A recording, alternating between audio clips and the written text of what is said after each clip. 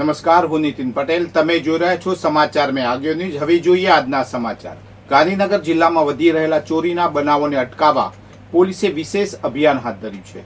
ગાંધીનગર રેન્જના વડા વિરેન્દ્રસિંહ યાદવ અને જિલ્લા પોલીસ વડા રવિ તેજા વસામ શેઠીએ એલસીબી પીઆઈ ડીબી વાળાને ખાસ સૂચના આપી હતી. એલસીબીની ટીમે સીસીટીવી ફૂટેજ અને બાતમીદારો મારફતે માહિતી એકત્રિત કરી હતી.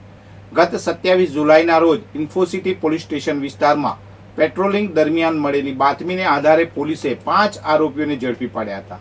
પકડાયેલા આરોપીઓમાં જેકી રામચંદ મૂલચંદાણી ઉંમર વર્ષ 36, પુરુષોત્તમદાસ ત્રિકમદાસ હરિયાળી ઉંમર વર્ષ 42, ગિરીશ ઘનશ્યામભાઈ લધાણી ઉંમર વર્ષ 38, રોહિતભાઈ ભીખાભાઈ દંતાણી ઉંમર વર્ષ 49 અને દેવીલાલ હાલુરામ ગુર્જર ઉંમર વર્ષ 30નો સમાવેશ થાય છે. આ તમામ આરોપીઓ અમદાવાદ અને ગાંધીનગરના રહેવાસી છે. આરોપીઓની પૂછપરછ દરમિયાન તેઓ કોઈ સંતોષકારક જવાબ આપી શક્યા નથી. પોલીસે તેમની પાસેથી 2 રિક્ષા GJ01 TJ 7644 અને TJ 5010ની જેની કિંમત 1,60,000 રૂપિયા છે, એક એક્ટિવા GJ01 JU 1440 જેની કિંમત 30,000 રૂપિયા છે, 5 મોબાઈલ ફોન જેની કિંમત 17,000 રૂપિયા છે. આમ કુલ 2,07,000 રૂપિયાનો મુદ્દામાલ જપ્ત કર્યો છે. તપાસમાં ખુલાસો થયો છે કે આ આરોપીઓએ ઇન્ફોસિટી વિસ્તારમાં આવેલ બંસરી એલિગન્સના બેઝમેન્ટમાં ચોરી કરી હતી.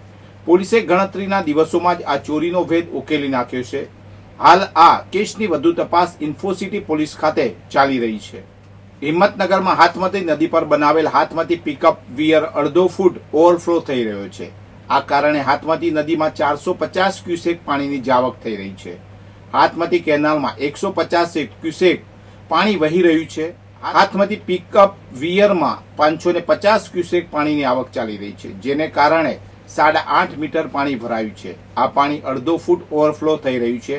ચોમાસામાં સાબરકાંઠા જિલ્લામાં સરેરાશ 79.32% વરસાદ નોંધાયો છે. ખેડબ્રહ્મામાં 109.99%, વડાલીમાં 122.59%, વિજયનગરમાં 64.30%, ઈડરમાં 90.59%, હિંમતનગરમાં 67.45%, પ્રાંતિજમાં 60.12%, તલોદમાં 73.21% અને પોશીનામાં 44.70% વરસાદ નોંધાયો છે. સાબરકાંઠા જિલ્લાના જળાશયોમાં પાણીની આવકની સ્થિતિ સારી છે. 59.62% ભરાયેલ ગુહાઈ જળાશયમાં 1019 ક્યુસેક પાણીની આવક છે. 70.32% ભરાયેલ હાથમતી જળાશયમાં 720 ક્યુસેક પાણીની આવક છે. 11.94% ભરાયેલ જવાનપુરા સિંચાઈ યોજનામાં 1500 ક્યુસેક પાણીની આવક અને 1500 ક્યુસેક પાણીની જ આવક છે. 78.44% ભરાયેલ હરણાવ જળાશયમાં 230 ક્યુસેક પાણીની આવક છે. સિદ્ધપુર સહિત ઉપરવાસમાં પડેલા ભારે વરસાદને કારણે પાટણની સરસ્વતી નદીમાં નવા નીર આવ્યા છે. આનાથી નદીમાં પાણીની આવક થતાં તે જીવંત બની છે અને પાટણવાસીઓમાં આનંદ છવાયો છે. પાટણ જિલ્લા ભાજપ દ્વારા નવા નીરના વધામણા કરવામાં આવ્યા હતા.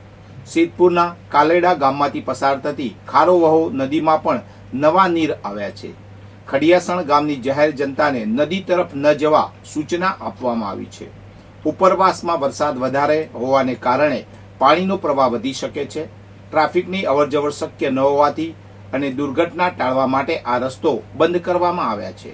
સિદ્ધપુર તાલુકામાં નદી, નાળા, તળાવો અને ડ્રીપ વિસ્તારોમાં પાણીનો પ્રવાહ વધારે વેગથી વહી રહ્યો છે.